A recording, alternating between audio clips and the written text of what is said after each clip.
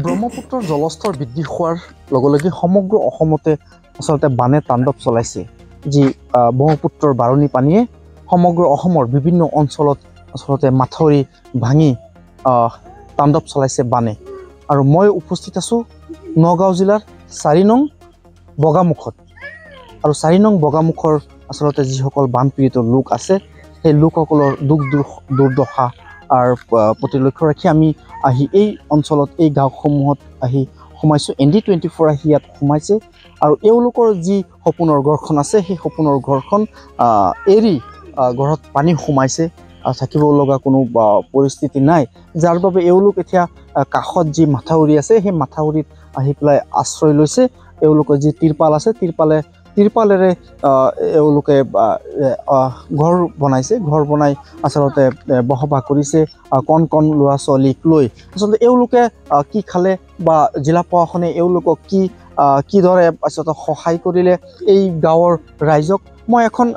এখন ঘৰত এতিয়া সোমাম আচলতে ইয়াত লোক আছে মই আচলতে দেখিছোঁ গতিকে এওঁলোকে কি সুবিধা পালে বা আচলতে কেনেকৈ নিশাটো কটাব এই সম্পৰ্কে কিছু আমি কথা পাতিম দাদা এই গাঁওখনৰ নাম কি ৪ নং বগামুখ ৪ নং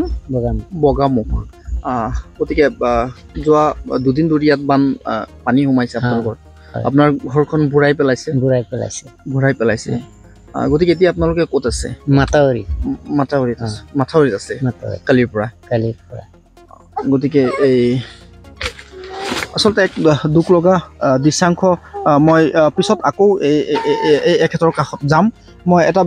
মোৰ লগত থকা সতীৰ্থজনক মই ক'ম এই যি তিৰপালেৰে সাজিছে মাথাউৰিত ঘৰ সেই ঘৰখনত যেন কণ ল'ৰা ছোৱালীক লৈ আচলতে এনেদৰে নিশাটো কটাব লগা হৈছে এই দৃশ্যাংশ ND24 দৰ্শকসকলক প্ৰথমে মই দেখুৱাই লৈছোঁ ই আছিল আচলতে দুখদায়ক কিছু ছবি অসমৰ ধন্যবাদ জ্ঞাপন কৰিছে